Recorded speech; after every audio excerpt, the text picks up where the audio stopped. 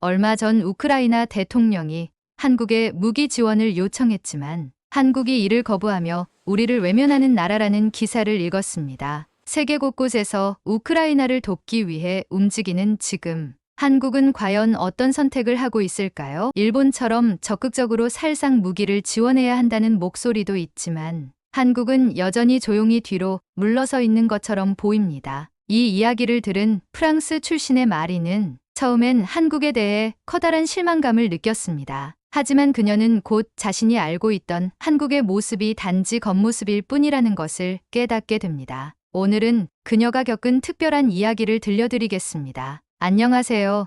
저는 프랑스 출신의 마리라고 합니다. 지금은 국제구호 활동가로 일하며 폴란드 국경 근처에 있는 난민 캠프에서 우크라이나 난민들을 돕고 있습니다. 어릴 때부터 저는 평화로운 환경에서 자라며 전쟁이라는 단어가 제 일상과는 무관한 이야기라고 생각했어요. 하지만 우크라이나 전쟁이 시작되면서 제 삶도 완전히 달라졌습니다. 전쟁의 참혹함과 그로 인해 삶이 무너진 사람들을 가까이서 마주하게 되었고, 그것은 제가 알던 세계가 얼마나 취약한지를 뼈저리게 깨닫게 했습니다. 캠프에서의 일은 매일 반복되었지만 그 무게는 결코 가볍지 않았습니다. 가족을 잃은 사람들, 터전을 떠나온 사람들, 미래에 대한 희망조차 없는 아이들까지 이곳에 오는 모든 사람은 절망의 한가운데에 있었습니다. 저는 음식을 나눠주고 물자를 분배하며 그들의 생존을 돕는 역할을 맡고 있었지만 그들의 표정 속에 드러난 슬픔을 지울 수는 없었습니다. 그러던 어느 날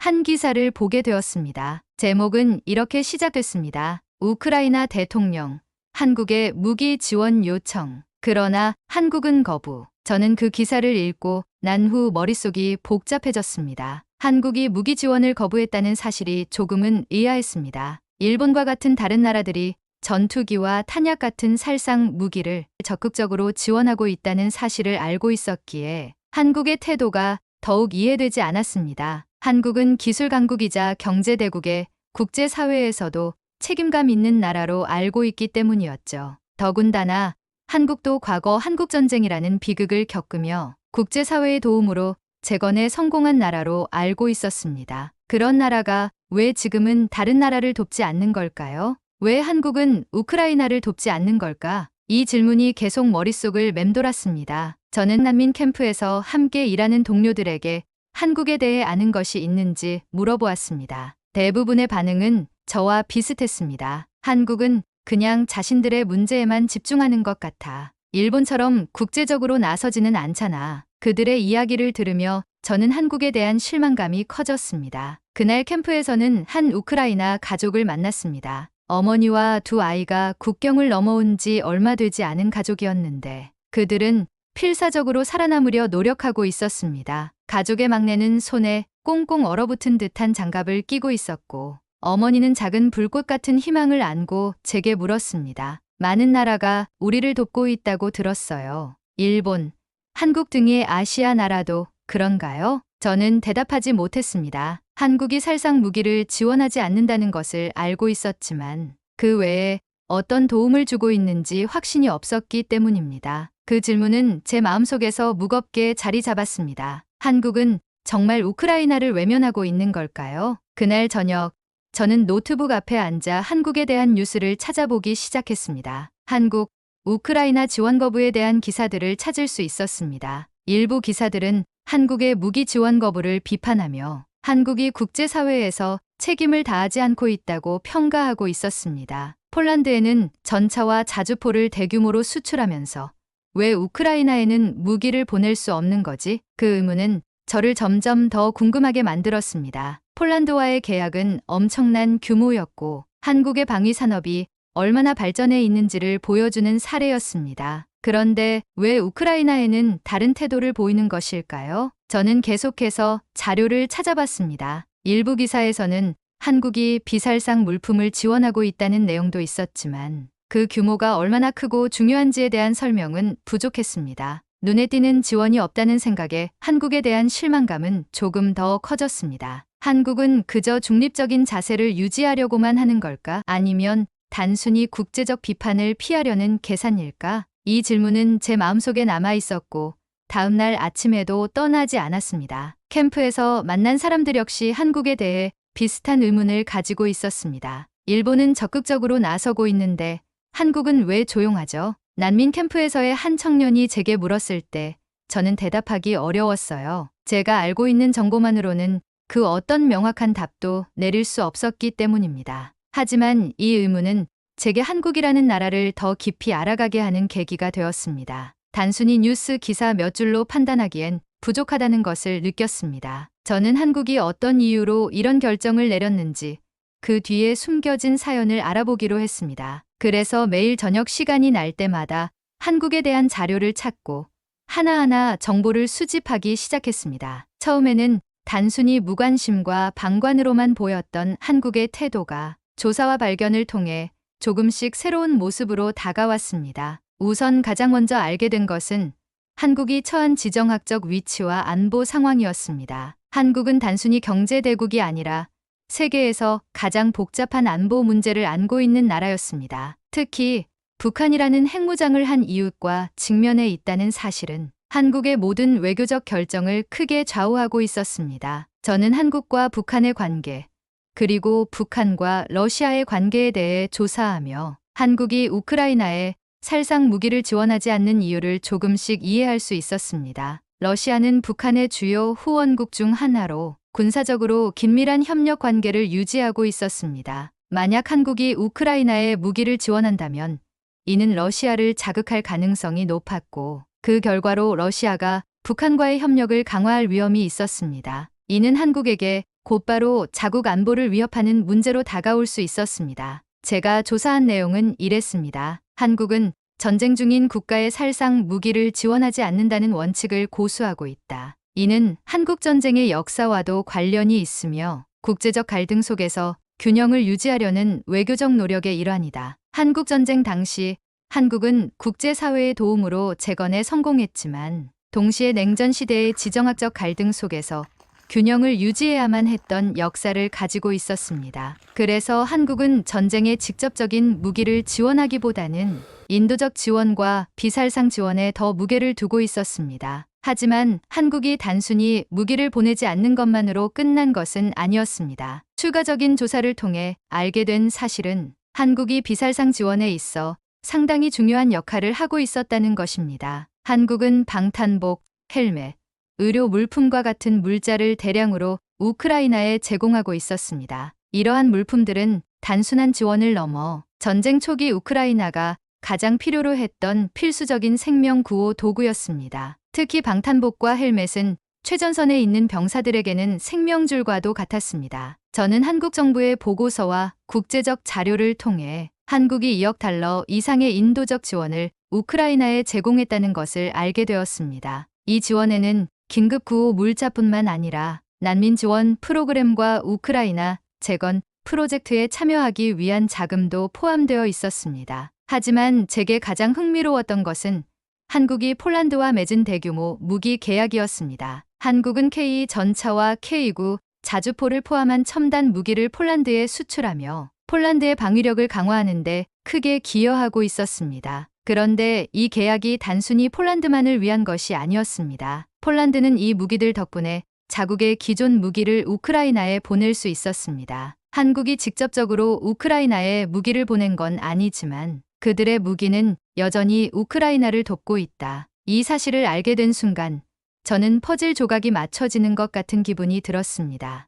한국은 단순히 눈에 띄지 않는 방식으로 전쟁에 기여하고 있었습니다. 하지만 그 기여는 분명히 중요한 것이었습니다. 제가 캠프에서 만난 몇몇 난민들도 한국의 비살상 물품을 언급했습니다. 한 우크라이나 출신 여성은 한국이 지원한 방탄복이 전장에서 그녀의 남편을 살렸다고 말했습니다. 그녀는 눈물을 글썽이며 말했습니다. 한국에서 온 물품들이 없었다면 우리 가족은 지금쯤 남편을 잃었을지도 몰라요. 그들의 이야기를 들으면서 저는 한국이 선택한 방식이 얼마나 실질적인 영향을 미치고 있는지를 깨달았습니다. 그들은 전쟁의 중심에서 생명을 구하고 있었습니다. 한국의 지원은 단지 물질적인 것에 그치지 않았습니다. 그들은 우크라이나 전쟁이 끝난 후 재건을 위한 계획에도 적극적으로 참여하고 있었습니다. 한국 기업들이 우크라이나의 인프라 복구와 경제 재건 프로젝트에 관심을 가지고 있었고, 이는 전쟁 이후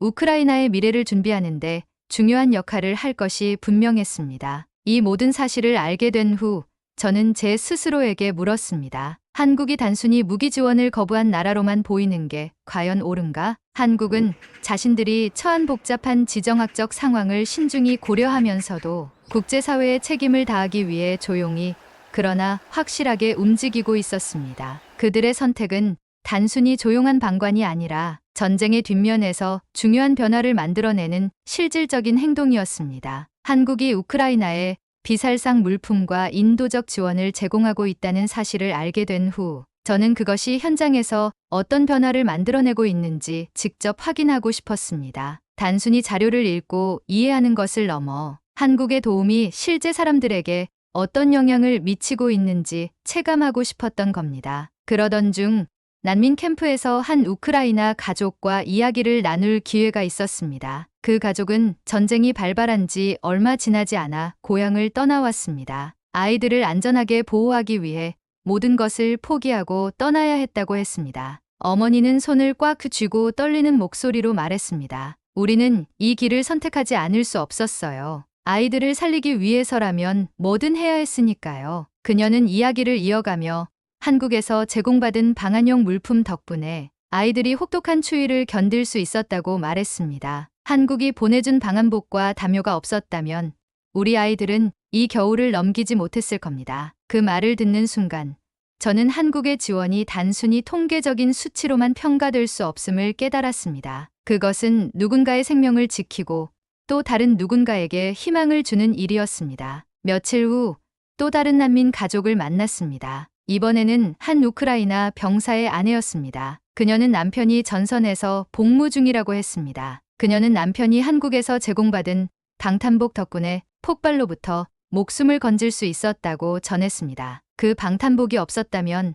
그는 지금 이 자리에 없었을 거예요. 그녀의 눈가에 눈물이 맺힌 모습을 보며 저는 한국의 비살상 지원이 얼마나 중요한 역할을 하고 있는지 다시 한번 실감했습니다. 방탄복과 헬멧은 단순한 물품이 아니라 전쟁 한가운데 있는 사람들에게는 생존의 마지막 방패막이었습니다. 또한 난민 캠프에서 구호 물품을 나르던 중 한 의료 봉사자와 대화를 나눌 기회가 있었습니다. 그는 한국에서 제공한 의료 키트가 전장에서 얼마나 중요한 역할을 하고 있는지 이야기해 주었습니다. 이 키트들은 최전선에서 부상자를 구하는 데 없어서는 안 되는 물품입니다. 응급 상황에서 즉각적인 치료를 가능하게 해주죠. 그는 한국의 의료 물품 덕분에 수많은 부상자들이 생명을 구할 수 있었다며 감사의 뜻을 전했습니다. 저는 이 이야기를 들으면서 한국의 지원이 단순히 상징적인 행동이 아니라 실제로 생명을 살리고 있다는 것을 깨달았습니다. 그런데 더 놀라운 것은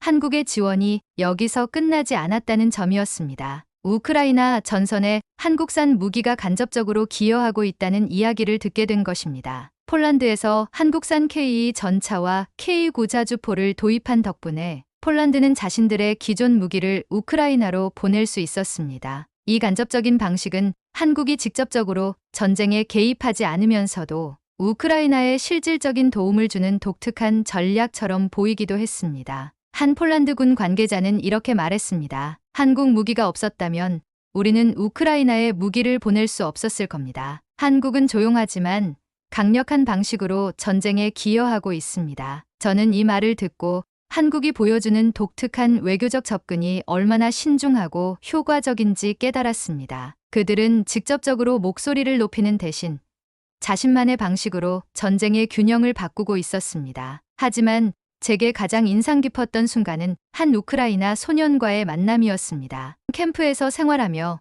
부모님과 함께 지내고 있었습니다. 제가 한국에서 온 물품을 나눠주는 것을 보고 조용히 다가와 말을 걸었습니다. 저기요, 우리를 도우려고 한국에서 보내준 게 맞죠? 저는 그 질문에 잠시 멈칫했지만 이내 미소를 지으며 대답했습니다. 그럼요.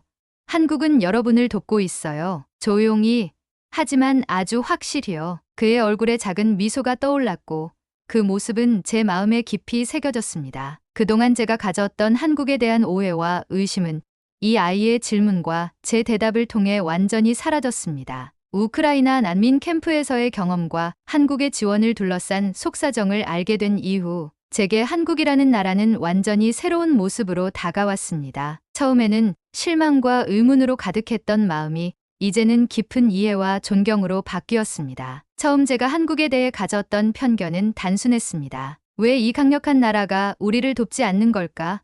하지만 그 답은 단순히 한국이 돕지 않는 것이 아니라 자신들만의 방식으로 국제사회에 기여하고 있다는 사실을 깨닫는 데 있었습니다. 한국은 살상 무기를 지원하지 않겠다는 원칙을 세웠습니다. 그리고 그 원칙은 단순한 방어적 태도가 아니라 자신들이 처한 복잡한 지정학적 현실과 국제적 책임 사이에서 신중하게 내린 결단이었습니다. 북한이라는 핵 위협과 러시아와의 복잡한 관계 속에서 한국은 자신들의 안보를 지키면서도 우크라이나를 돕기 위한 최선의 길을 선택했습니다. 단순히 무기 지원을 거부한 나라로만 봤던 처음의 시각이 얼마나 제한적이었는지 깨달았습니다. 한국은 전쟁의 한복판에서 생명을 구하는 비살상 물품을 대규모로 제공했고 난민들의 삶을 안정시키는데 중요한 역할을 했습니다. 또한 폴란드와의 무기 계약을 통해 우크라이나 전선에 간접적으로 기여하며 국제사회에서의 책임을 다했습니다. 그러나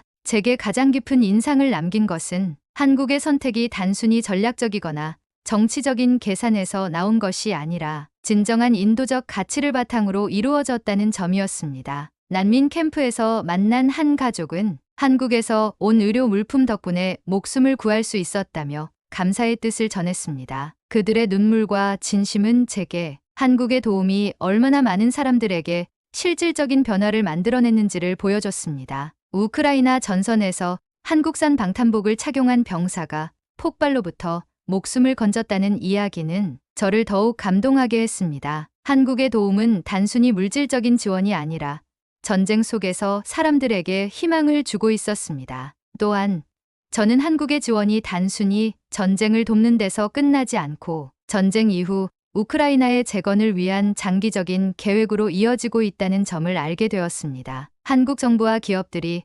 우크라이나의 기반 시설 복구와 경제 재건에 관심을 갖고 협력하고 있다는 사실은 그들의 지원이 얼마나 멀리 내다보고 이루어진 것인지를 보여줬습니다. 이 모든 것을 알게 된 후 저는 제 스스로에게 묻지 않을 수 없었습니다. 진정한 국제적 책임이란 무엇일까? 그 답은 한국이 보여준 모습 속에 있었습니다. 한국은 조용히 그러나 확실하게 세계의 고통을 덜어내고 있었습니다. 그들은 국제사회의 비판에 휘둘리지 않고 자신들만의 방식으로 도움을 주고 있었습니다. 이는 단순히 눈에 띄는 행동이 아니라 실질적인 변화를 만들어내는 선택이었습니다. 마지막으로 난민 캠프에서 만난 한 소년의 말이 떠오릅니다. 한국도 우리를 돕고 있나요? 그 질문에 제가 대답했던 말이 제 마음속에 깊이 남았습니다. 네, 한국은 돕고 있습니다. 그리고 여러분의 생명을 지키고 있어요. 한국은 목소리를 높이지 않았지만 그들의 행동은 깊은 울림을 남겼습니다. 국제사회에서 진정한 강대국이란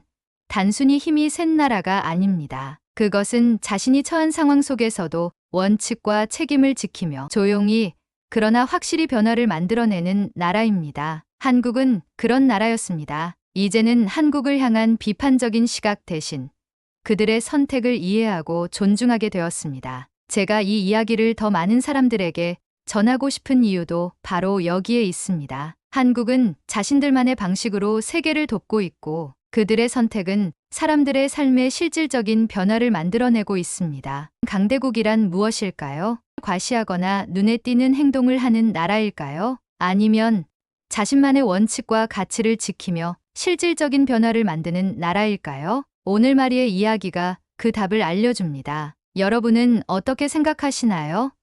댓글로 여러분의 의견을 나눠주세요. 오늘 이야기가 마음에 드셨다면 구독과 좋아요, 알림 설정까지 부탁드립니다. 다음 영상에서 더 흥미로운 이야기로 찾아뵙겠습니다. 감사합니다.